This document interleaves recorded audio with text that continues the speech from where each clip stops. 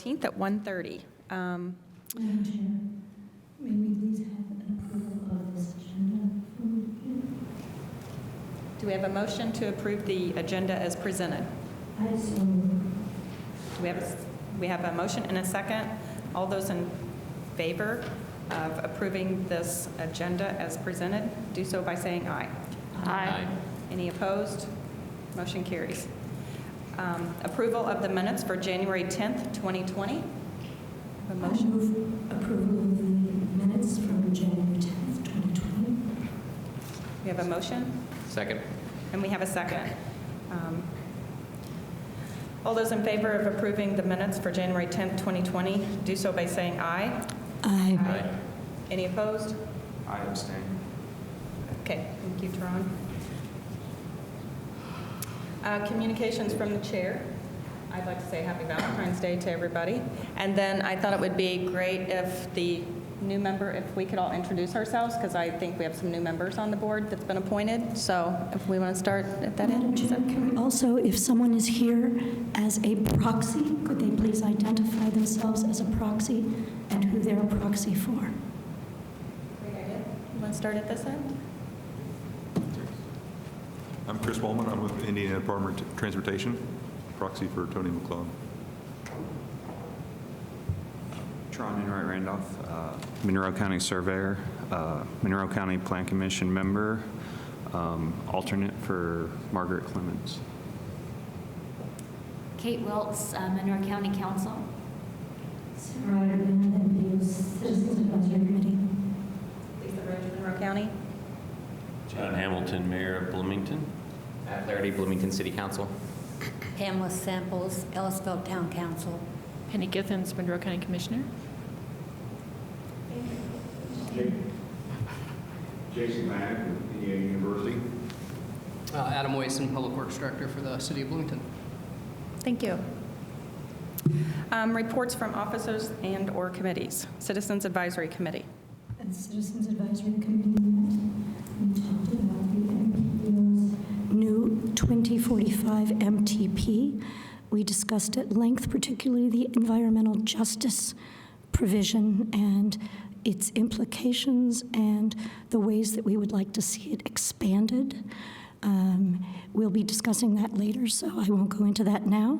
We also recommended approval of the TIP amendment that we will be looking at today for bridge maintenance. Thank you. Thank you, Sarah. Technical Advisory Committee. Lou May was unavailable to be here today because he had a conflict. He did ask that I report. The Technical Advisory Committee approved the recommendation for the bridge maintenance project, which is in the Transportation Improvement Program amendment for today. Thank you. Reports from MPO staff. Operational bylaws update. Sure. Yeah, the TAC and the CAC also recommended that we open a 30-day public comment period on the draft operational bylaws amendment. In this period, we'll review additional comments from the TAC and CAC, as well as comments that we receive from our online commenting forum and in-person forum found at the Planning and Transportation Department. Expect this to be on the agenda in old business next month. Also, once this comes to a resolution, we can give you the public participation plan, which we need to update before passing the 2045 MTP. Any discussion? Seeing none? Okay. Old business? Or do we need to go through each of the one? Okay. The number 1, 2045 Metropolitan Transportation Plan, introduction, background. Thank you. As way of explanation, the reason we put this under reports from staff is that if we introduced it as new business, then we would have to come back and use it as old business. So by putting it as a staff report, it short circuits the process, so to speak. First thing is just the update on the status of the entire plan itself. The draft 2040 Metropolitan Transportation Plan, as I reported to you last month, we met with the Indiana Department of Transportation and Federal Highway representatives in January. outlining our timeline for the process, the update chapters, the requirements, the public involvement process, and all of that. I don't have a detailed schedule for you yet, other than to tell you that we have 10 public meetings scheduled for the plan itself, 3 in March, 3 in April, 3 in August, and then another one in September. The final one will actually be in September. 2 of those meetings, 2 each of those meetings, for example, the first 2 in March will be at the Bloomington Transfer Center, Downtown Transfer Center, so that way we're reaching out to those who are transit dependent. And then the second meeting will be at Town of Ellettsville's Town Hall. In April, again, same thing, Downtown Transfer Center at noon, down at Ellettsville, up at Ellettsville Town Hall at 6 o'clock and 8 o'clock that evening also. Then in August, same thing, Downtown Transfer Center again at noon hour, and then the Town of Ellettsville. And then in September, we're looking at having a final meeting here in the atrium. This would be a public come-as-you-are type of meeting in the atrium. The extra meetings that we're talking about, the extra 3 meetings, we haven't solidified the locations of those yet. And we'll be able to send out to you, hopefully next week or within 2 weeks, a detailed schedule on exactly where we'll be at each month of the process. We're still on schedule for presenting an adoption to this committee in October of this year. The plan must be updated or must be approved for an update by the policy committee by the end of December of this year. Questions? Questions on number 1? Okay, as we proceed, we're giving all of the committees, giving specific chapters to the Citizens Advisory Committee and the Technical Advisory Committee first, and then followed by presenting those chapters to the Policy Committee. We started with what I would call the easier chapters. For example, the financial forecast, which you have on our agenda today, the environmental justice chapter, the air quality chapter, and then because at the last meeting, the committee asked for a list of what I would call acronyms, we've included in the glossary that would normally be included into the Metropolitan Transportation Plan. Then proceeding through all of this with the financial forecast, the process is what I would call prescriptive in terms of what we're required to show and document. Is there's very little leeway on this. What we're showing here is federal resource programs, and these have changed significantly since last time. Excuse me, under the FAST Act, we now have the Highway Performance Program, National Highway Performance Program. We have the Surface Transportation Block Program and the Highway Safety Improvement Program, Congestion Mitigation and Air Quality Improvement Program. That doesn't, we don't qualify for that because our air is in attainment. And then Metropolitan Planning money, this is for our planning activities. And then the National Highway Freight Program, and this is predominantly used by the Indiana Department of Transportation. Under the federal funding projections, staff projected the Surface Transportation Block Grant funds for receipt to the urbanized area. Those are currently somewhere around $3.6, $3.5 million per year. Those are allocated to us based on population. In other words, transportation block grant funds come to the state of Indiana. The state of Indiana gives the urbanized areas a certain proportion of those funds, and then those funds are divided up based on population. And the population is based on the 2010 census. So the outlook is that we would grow with the 2020 census because some urban areas have declined and we've continued to grow. But that still would be probably a marginal gain. The text here describes the urbanized areas with populations of 200,000, Group 1s, 50,000 to 200,000, which is ourselves, which are Group 2s, showing that these funds are 75-25 funds. Oh, I'm sorry, it shows here 2.75 million is approximately what we receive in any one year.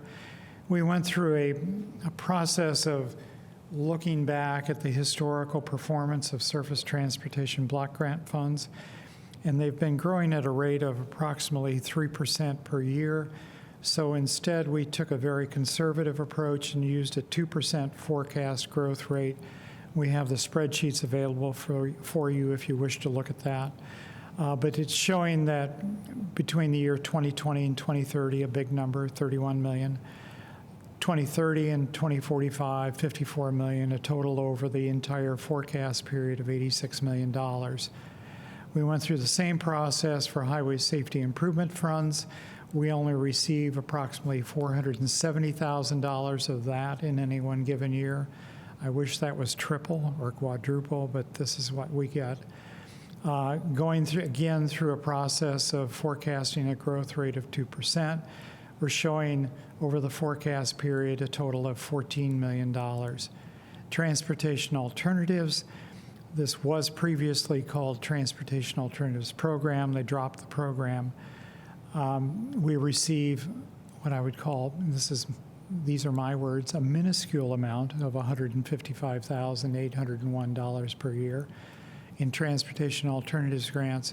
These are what we use for multi-use pathways and other special projects which alleviate congestion in the roadway system and also allow alternative transportation modes.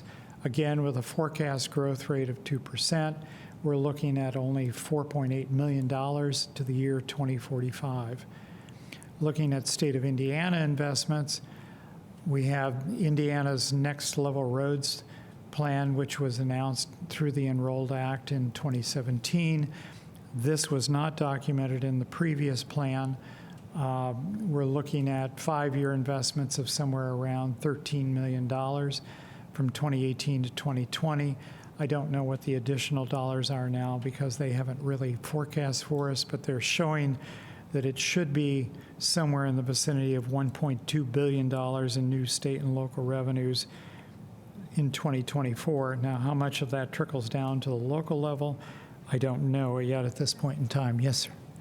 Yeah, just to ask, the bottom page 4, where you just said a 5-year investment of $13 million, but it only mentions 3 years, so that just threw me off. Is that when it says, you see where I'm looking under next level? Yes, 2018 through 20, yeah, what they had documented, this is from their website. This is what? This is from the state of Indiana's website, INDOT's website.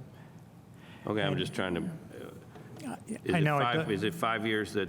5 years, but yet it's 2018 through 2020. Well, I'm doing my math, that's 3 I agree. years. Or is there more in 21, 22, or that's? 21, 22, and they haven't released those amounts yet. Okay, well, it's just an odd statement. We'll review that again. It is 3 years, and this is what they had posted on their website. We'll do the research and correct this. I'm sorry, looking back, INDOT also created the Community Crossing Program.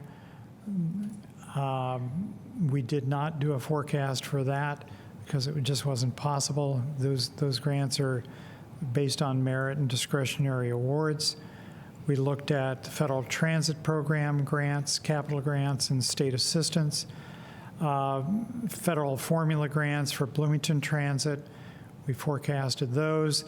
Those were somewhere around $2.77 million in calendar year 20. These are actual numbers. Forecasting, again, a 2% growth rate. We're looking at $86 million over the forecast period. State transit assistance to Bloomington Transit was $2.6 million in 2020. Forecasting that out at a 2% rate shows $88.9 million in 2045. Federal Transit formula grants, operating grants for rural transit totaled $748,544 in 2020. Forecasting those out using what they had previously received, we showed $24.4 million in the year 2045. State transit assistance to rural transit was $306,875 in 2020, projecting that out $10 million in 2045. We next looked at local resources. These were in cooperation with all of the local entities. The motor vehicle highway account, local road and street, wheel tax, Cume Bridge, Cume Capital Development, alternative transportation funds, and in some cases, tax increment financing. Motor vehicle highway accounts for Monroe County and the city of Bloomington have shown a great degree of variability. Therefore, we forecast a very conservative 2% growth rate on that. We showed that Monroe County was actually growing somewhere around the 3% range. The city of Bloomington was slightly less than the 3% range, but still a 2% was a very conservative estimate on that. And we're showing that under the assumption that the General Assembly will allow everybody to continue as the way the law is currently written, we're looking at $325,000 in the year 2045. Local road and street funds, again, a great degree of variability. We're showing a 2% rate here and $65 million in 2045. Cume Bridge funds, again, we're actually showing a constant dollar growth in this. Monroe County Cume Bridge Fund have been growing. It's slightly better than 2%. They've been growing somewhere around close to 3% or slightly above. But we're looking at $748 in the year 2045. Major Bridge Fund, this is a brand new under the General Assembly, where it's only 3.333 cents per $100 of assessed valuation. Is that right, 100? Or is that 1,000? Should be. 0.03, I'm sorry, per 100. We made no forecast on this because the current year, 2019, I believe, was the first year that you received. 2018. 2018, that was approximately $2.5 million or so. We didn't forecast that out. We did just for the exercise to show it, but we couldn't assume that was going to be we just didn't have a track record on that, so we didn't forecast that out. Cumulative capital development, municipalities and Monroe County have the option of using Cume Cap development for investment projects. We therefore forecast those out, showing $122.6 million in the forecast year. Tax increment financing, I believe Monroe County has 4 tax increment financing districts, or is it 3? I can't remember. I don't have it off the top of my head. I think it's 4. 3? Okay. We did not do a forecast for that under the assumption that those were, again, variable and they couldn't be forecast with any great degree of accuracy.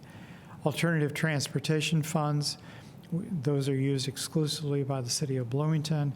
We looked at those in terms of what has been performed in the past, projected those out at a 2% rate, again, $25 million. Locally derived income, we did not make a forecast for that. General obligation bonds are out there. We didn't assume any use on that. And therefore, we came to a concluding number, which the Federal Highway Administration expects us to issue, which is a big number.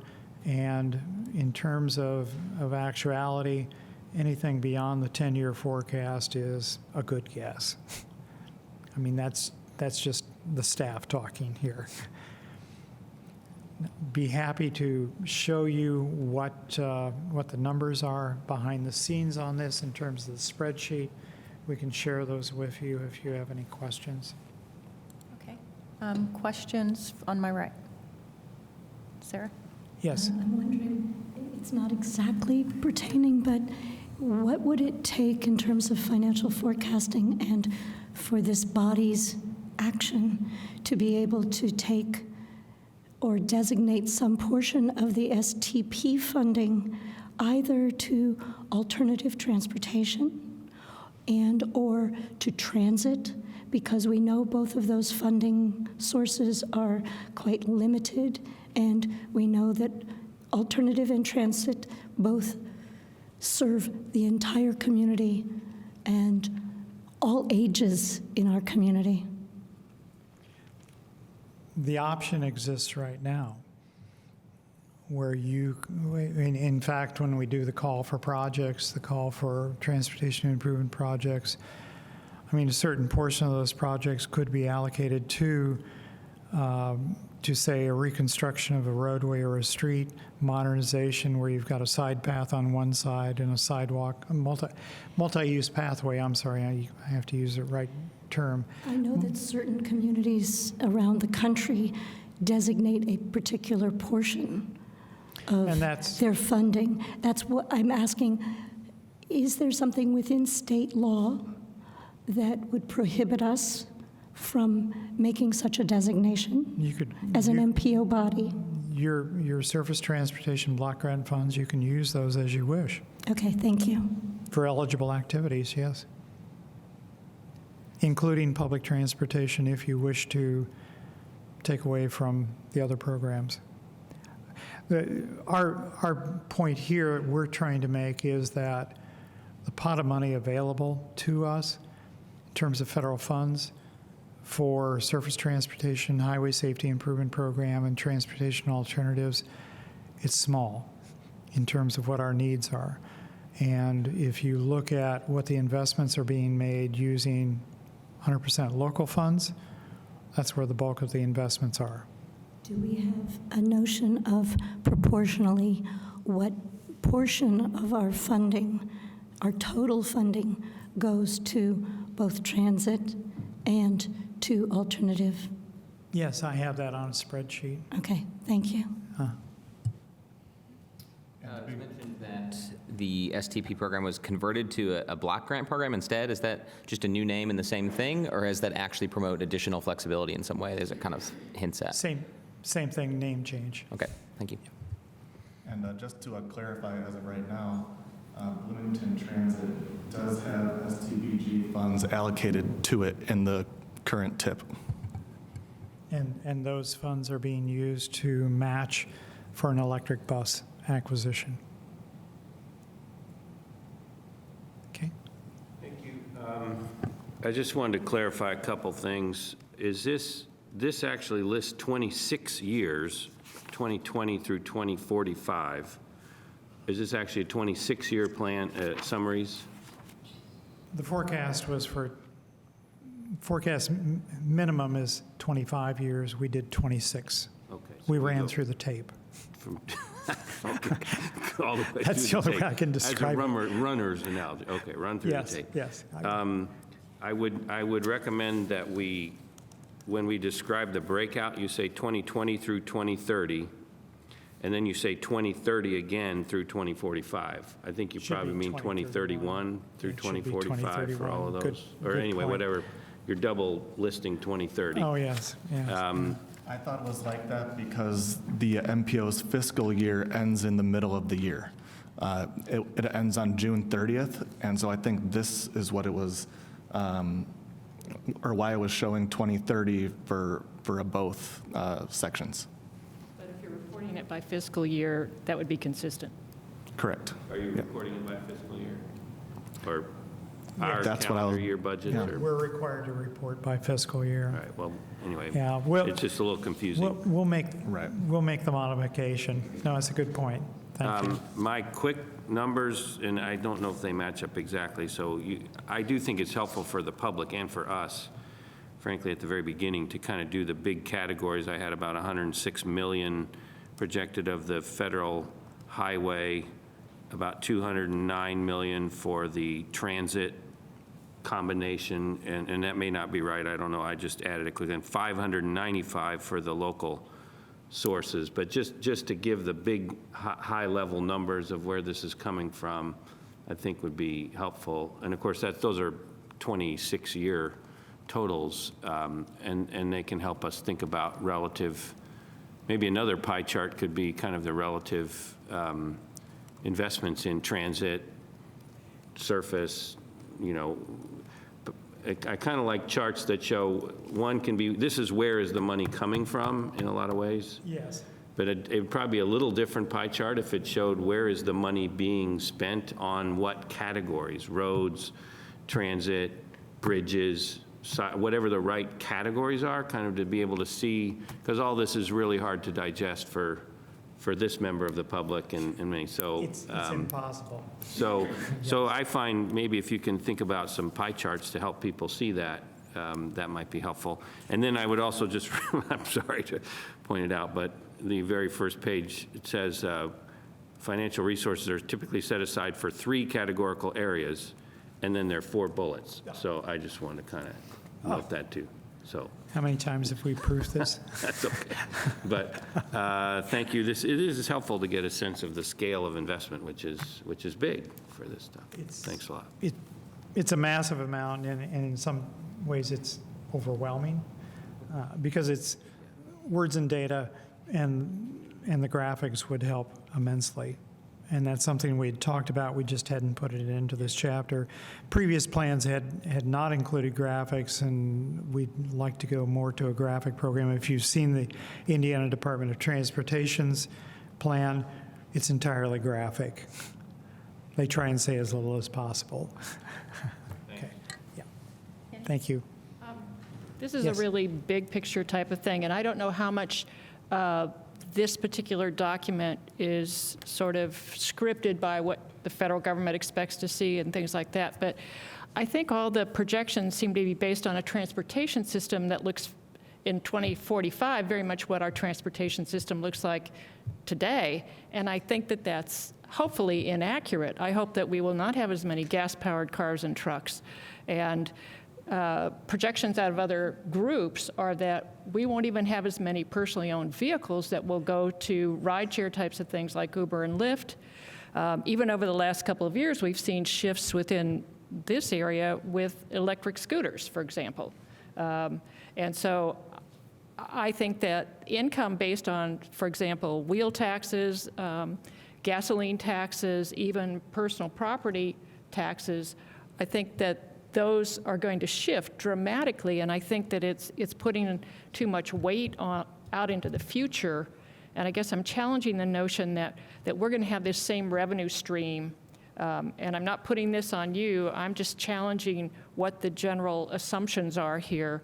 I also think things like an aging population makes a difference. I mean, we're trying to take keys away from certain elderly relatives at this point, and there's projections that even the IU student population will decrease in the future, which again shifts what we need locally and the income that we'll have locally. So I guess I just challenge the whole basis for what this is coming from. And I assume that some of this comes from what you're getting from outside sources too. I'm not pointing a finger here, but I would like to see. Yeah, these are all data-driven. They're all data-driven, and they all assume, a certain progressive trend. And that progressive trend is, as I say, somewhere beyond 10 years. It's fraught with a lot of peril. And what you're, and part of our fault here is that we're giving you financial forecasts but yet prior to this, we're supposed to be rolling out what I would call a future transportation needs. In other words, where we look at what do we think the future is going to be like? What do people want? What is the future really going to be like? And you're right, there will be fewer personal owned vehicles. There will be a total shift to alternative fuels of some type or another, probably electric. And the gas tax in the long run is dead, as they would say. Along with the diesel tax, you'll see more shared vehicles, you'll see interconnected vehicles, you'll see automated vehicles, you're going to see everything. I expect things delivered to my home may be done by a drone Yeah. even, which puts less pressure on roads and bridges even. So I just think that trying to project out 25, 26 years at this point, when there's such shifting technology, that it's unrealistic almost. And the other part we have out here too that we haven't shown you, and I'll have to familiarize you with it, is the travel demand forecast model. We were required in 2013, we created a travel demand forecast model where we quantified as much as possible transportation needs, demands, usage patterns, and all of that in the Monroe County, in all of Monroe County, I'm sorry. And we looked at it in terms of modal splits too, in terms of what's highway, what's public transportation, what's possibly bicycle and pedestrian. And that travel demand forecast model, again, assumes certain patterns are out there into the future. And that's what we have right now behind the curtain. We haven't pulled that out again because that's all based on the 2010 census data. In other words, the behavior patterns in the economy and everything of 2010, we can update certain economic patterns on that in terms of employment, in terms of population, in terms of everything else, but it's a guess until we get the census data. So what we're doing here is we're putting out a lot of big numbers, and those big numbers may not necessarily have any relevance right now, but when we get to the model, we get to future transportation needs, what people want now and in the short term, and what we anticipate happening in the future, then the picture changes dramatically. I also wanted to ask, has this kind of work been done before, and how accurate are the projections? In the short term, the projections are fairly accurate. And I'll give you an example here. The travel demand forecast model shows that we're growing at a 0.49% increase in vehicle miles traveled on an annual basis. And the state of Indiana was showing, during our calculations, we showed it something like a 0.5% annual growth rate of vehicle miles traveled. Monroe County in the urbanized area, it's growing at what I would call a slower rate than the rest of the state. And when asked why that's happening, the answer is simple. We have somewhere around 4.5 to 5.2 million people using public transportation. We also have a compact urban form, which allows people to bicycle, allows them to be pedestrians. It uses a whole mix in there. So in answer to your question, we're actually doing pretty well in terms of how we're growing, and in terms of the accuracy of the model. It shows a high degree of accuracy up to this point in time. There are only so many corridors that people are traveling to and from. The patterns are highly predictable in terms of where they're doing. I mean, the biggest change here will be land use. And if you can control the land use, you can control the traffic. I hope that helps you. Thank you. Want to move on to environmental justice?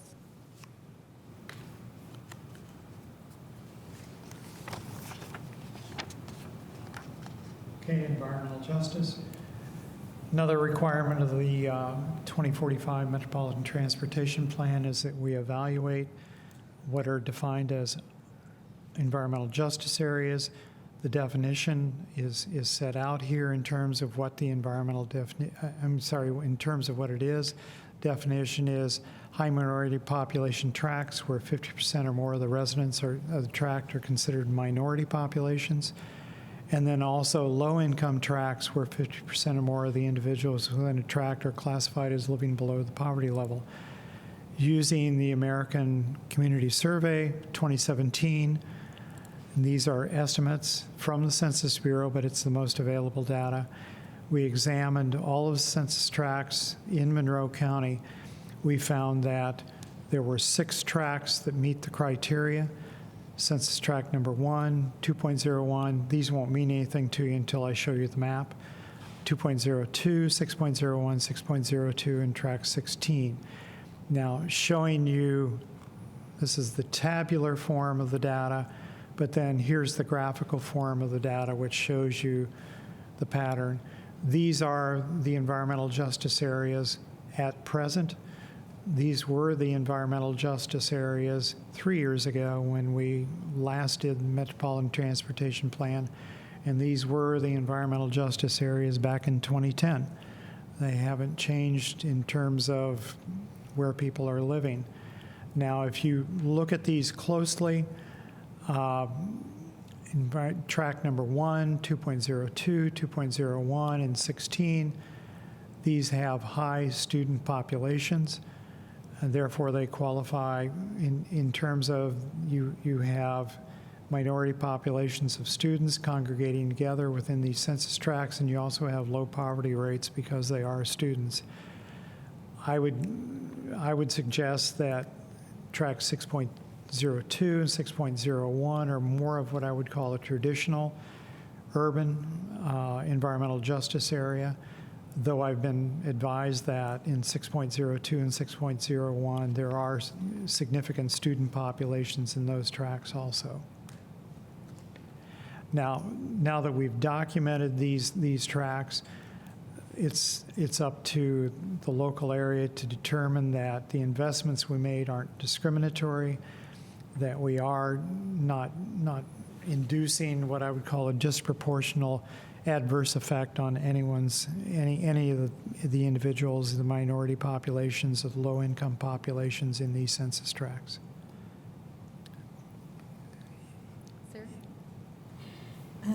Thank you for acknowledging that all of those census tracts are high student rental properties. My concern is that they are already being served by both transit and by some of our alternative pathways, and that's great. The areas that we are not serving are some of the most deeply impoverished members of our area who are residing in, for instance, mobile home courts, and some of them are quite large units. They are not being served by transit. They are not being served by us. And I would really encourage this body to look outside the federal guidelines and to find ways to actually do what we can to make sure that those areas are being served, since they are the working poor in our community and they are the ones most in need of our services. They cannot get to work if they have no transit possibilities and their car has broken down. How they would get to grocery or any other services is really questionable. So when we're looking at environmental justice, I think we need to look outside the federal guidelines. Thank you. Kate? Thanks, Sarah. Actually, that's a really good point. And perhaps what we could do is look at these tracks with a little bit more granularity to look within them to see where where we can find these populations. And also something that would be very helpful is to look at resources. So overlay this information with transit services, food sources, grocery stores, access to all of the things that we look for when we're looking at wellness and quality of life.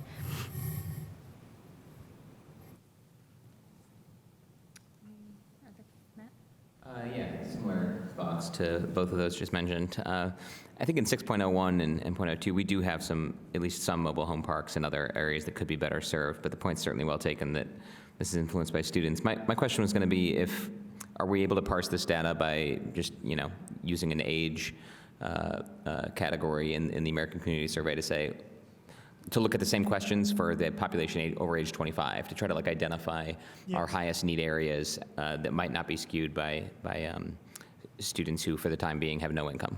I mean, The difference we made in this chapter versus previous chapters is that we looked at the data in terms of white only, not Hispanic. Previously, we'd included Hispanic in with white, and we differentiated that out. We could look at that in terms of age. I mean, the age was actually the telling factor in terms of poverty levels. Say, for example, in 2.02 and 2.01, because we were showing a 75, some cases 75, 61% low income. But then if you looked at the age cohorts were all under the age of 24, between the ages of 18 and 24. So that's what led us to suspect that those were student populations. And we also found in one of the tracks, we found a very high disproportionate percentage of Asian population. And again, that turned out that was an agglomeration, which we didn't know about. So in answer to your question, yes, we could break this down by age. We'd also break it down by block if you wanted to for these individual census tracts. Doing it by block, though, some of that may be lost because, again, this is based on the 2010 census data updated by the American Community Survey in 2017. So these are estimates. And when you make guesses based on estimates, you're a little more prone to error. But with the 2020 census, and I'm knocking on wood, hopefully that'll solve a lot of problems. We'll have much more precise information within 2 years, 2.5 years at the very most. But yes, in answer to your question, yeah, we could break this down by age. Okay. Any other questions? Moving on to air quality. Air quality, we're required, again, by the Federal Highway Administration, U.S. Department of Transportation, to look at air quality for the area. Monroe County is an attainment area for air quality. So that's why this chapter is very short, very sweet. The usual question that comes up is, where is our air quality monitor? We have a single air quality monitor in Monroe County. This is located at Binford Elementary School. This air monitor was installed in April 1st, 2009. It's a PM 2.5 monitor. And then looking at the air quality data that we've received from 2009 up until 2019, we're well below the standards of PM 2.5. Any questions on this section?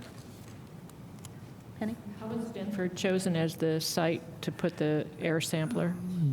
The Indiana Department of Environmental Management made that decision. They made that decision sometime in 2009. I don't know the rationale behind that. I can check for you. Well, it doesn't seem like that's where the densest amount of traffic is why I'm raising that. Oh, well, surprisingly, the data shows a decline in 2.5 contamination or air quality. I mean, it shows, it was at a higher level and it's been declining to a better level. It's been improving since 2009.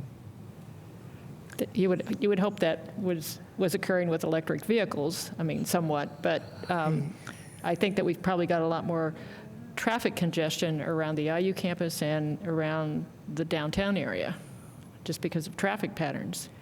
Yeah. Some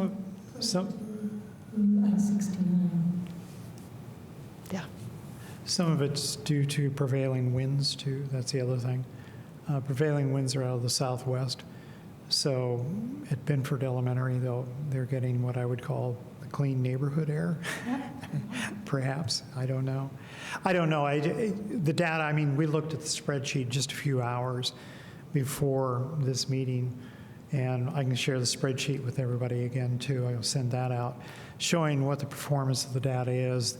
The Department of Environmental Management uses a 3-year rolling average to come to their conclusions on what the value is. In fact, Mayor Hamilton, you may know more about this than I do, since you were at IDEM. Okay. Thank you. So it's a PM 2.5, particulate matter 2.5 micron, is that what that thing Yes. is? The very, very small Correct. particles. And the location of those, I assume, are kind of done all across the state to try to identify areas. It's certainly worth asking about that. It would be helpful to see the actual data. You say it's gotten better since '09. Yes, it has. Can you include that as well? I mean, it'd be a Sure. simple graph just to show Absolutely. federal level, actual measured level in this Sure. location. And then is ozone and PM10, are those also numbers, or we don't get those? They're not monitored here. Yeah. The only monitor we have here in Monroe County is the PM 2.5. They have ozone in Vigo County. Yeah, the non-attainment Yeah, areas. the non-attainment areas. PM10, I'll have to look and see. No VOCs, no lead, none of that in this area. I mean, it's concentrated more in what I would call the industrial areas. We used to have an item, actually grab samples that would be done just across the state to get, a sample and test all kinds of stuff in the actual sample real time. I don't know that they do that anymore, unfortunately. The last thing, I note you say the forecast model suggested air quality would degrade over the forecast period. So does that have monetary, do you have predictions on that under the models, or is that just directional, or is there some kind of magnitude prediction? It just shows a decline in the model itself. I'll have to pull out the exact numbers. And I mean, it's showing a decline in air quality simply because the assumption, it was another vehicle linear miles. trend, Yeah. assumption of vehicle miles of travel would continue to grow. Well, it would be good to get a sense of magnitude of that, too. Sure. Is it a 5% decrease? Is it a 50%? What kind of, Sure. what does the model show? Because that can help us try to judge where the threats are and the opportunities and all. So that's great. Thank you. Sure. So I'm hoping, I don't necessarily want this in the draft report or any other report, but I hope that you might remind this body that while we are not happy with necessarily where we're collecting the data, that there are real consequences for this MPO should we fall out of compliance. And I hope that briefly you could just tell this body what it would mean if we fell out of compliance. Well, depends on how badly we fall out of compliance. If we were to fall out of compliance for PM 2.5, I'm sure that we would have at least one or perhaps more additional monitors installed. We would also have to allocate a certain proportion of our projects to what I would call alternative transportation or public transportation in an attempt to reduce vehicle miles traveled and growth. And we'd also have to go through what I would call an education program to make the public aware of the fact that because of the increase, we need to decrease vehicle miles traveled, and we need to look at alternative forms of transportation, either carpooling, ride sharing, whatever, to bring vehicle miles traveled down. That's a big if, because right now the numbers are showing good data. Explain a little bit more about the travel demand forecast model and how that's built and what assumptions go into it. Is this something developed within our MPO, or is it handed down from other resources? What's the context there? The model was built in 2013, 2014, and then they delivered the model to us, I think it was in September or October. That's my question. Who's they that developed the model? I'm sorry, the Cordino Group. This was a consulting firm, professional consulting, engineering consulting firm that we hired, the MPO hired. Yeah, to make the story short, they delivered the model. The model didn't necessarily work correctly, and we made corrections to that to make it work. For all of the alternative analysis, we looked at 13 different scenarios, a do nothing, plus 12 different alternative scenarios. The 12 scenarios included the existing, what I would call the existing committed projects. It also looked at things like urban infill, in other words, a compact urban form type of land use. It looked at peak oil, where oil would go to, fuel would go to $5 a gallon, what the impact would be in terms of vehicle miles traveled. It also looked at an Interstate 69 no build, and that was only to determine what the impact was of Interstate 69. That was not looked at as no building Interstate 69. And then we looked at what I would call bedroom community or urban sprawl model in terms of what if large developments happened on the periphery of the urbanized areas, what would that do to vehicle miles traveled? And the answer was it caused everything to increase because people would be commuting longer distances into the community where the employment centers are and shopping opportunities and all of that. But the model turned out to be highly predictive. I mean, the R squared was something like 0.96, 0.94, 0.9496. The RSME was very small, and I mean, it's a good model in terms of capturing the behavior, but that behavior was based on 2010 census data, based on employment data at that time, based on the land use patterns at that time, and everything's changed since then. The land use patterns haven't changed that much, but in terms of employment, the employment growth has changed dramatically, which has increased the number of vehicle miles traveled because people now have more discretionary income from automobiles instead of public transportation, and they're driving more, and that we're seeing that growth. Thank you. I can go into that in vast detail outside of here. If Yeah, you wish. perhaps another time. Thank you. I appreciate it. Sorry, just one, if I may. Sorry. Sure. Just one other, just popped in my head thinking about it. You know, we just did a greenhouse gas inventory for the city and also transportation demand management plan. For example, finding that 62.5% of the trips in Bloomington were single occupancy vehicle, I think. And I think that's all trips that we could measure.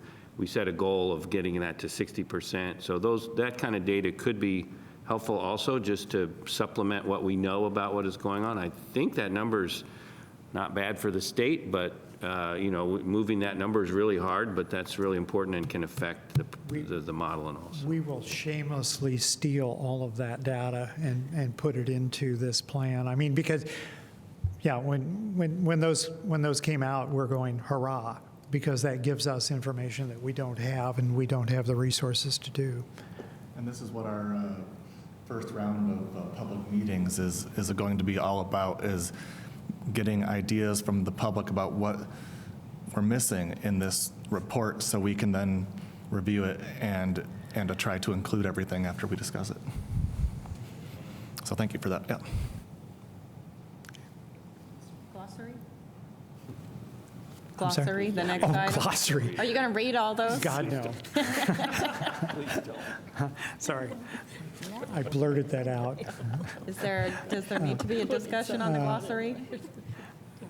Okay. No, several people asked for, the list of acronyms. Well, here you go. This has been added to also since the 2040 plan, which was adopted 3.5 years ago. We've added a number of definitions in here. I think maybe another dozen definitions have been added in here, or perhaps 24 definitions are in here. If there's something missing, let us know. We've got some new things in here like Vision Zero. That's something we'll be talking about later on. Sustainability and climate change is in here, and a few other things that necessarily haven't been included in prior plans. I would only ask that rather than just being in the MTP, that we post this separately on the website so that anyone coming to the website will have access to this glossary. And in terms of your wonderful MPO 101, that you append this also to the MPO 101? We can post that. You wish, we can post that also, yes. Please. Yeah. That's updated almost on a monthly basis. But yes, we can post that also. Okay. Thank you. Moving on, communications from committee members for non-agenda items. Any? Oh, I'm sorry. I apologize. I had moved down, skipped everything. There's no old business. Sorry. That's okay. Old business, seeing none.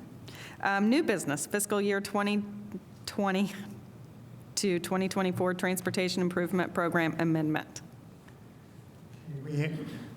We have a single fiscal year 2020-2024 Transportation Improvement Program amendment from the Indiana Department of Transportation.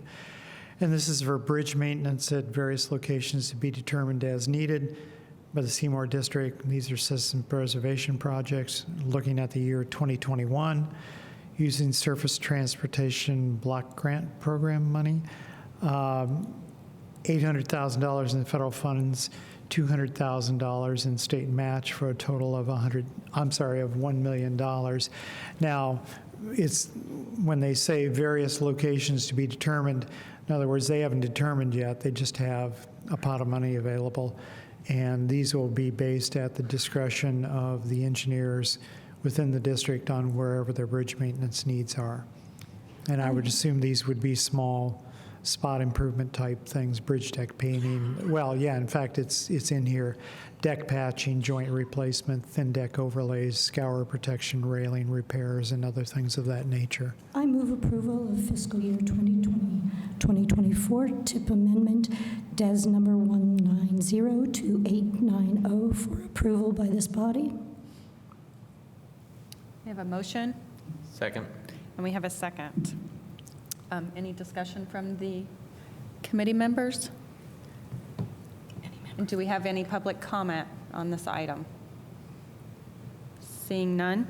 All those in favor for supporting the 2020-2024 Transportation Improvement Program Amendment, do so by saying aye. Aye. Any opposed? Motion carries.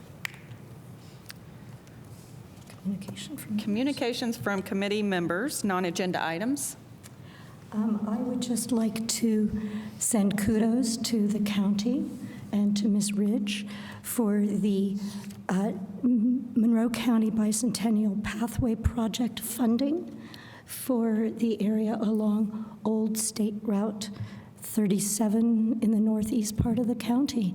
I'm delighted that you've gotten more funding to the county. We're moving. Thank you. Any other items or topics for discussion? Okay. Upcoming meetings. Technical Advisory Committee meeting will be February 26th at 10 a.m. in the McCloskey Room. Citizens Advisory Committee meeting will be February 26th at 6:30 p.m. in the McCloskey Room. And the next Policy Committee meeting will be March 13th at 1:30 here in the council chambers. Move to adjourn. Move to adjourn.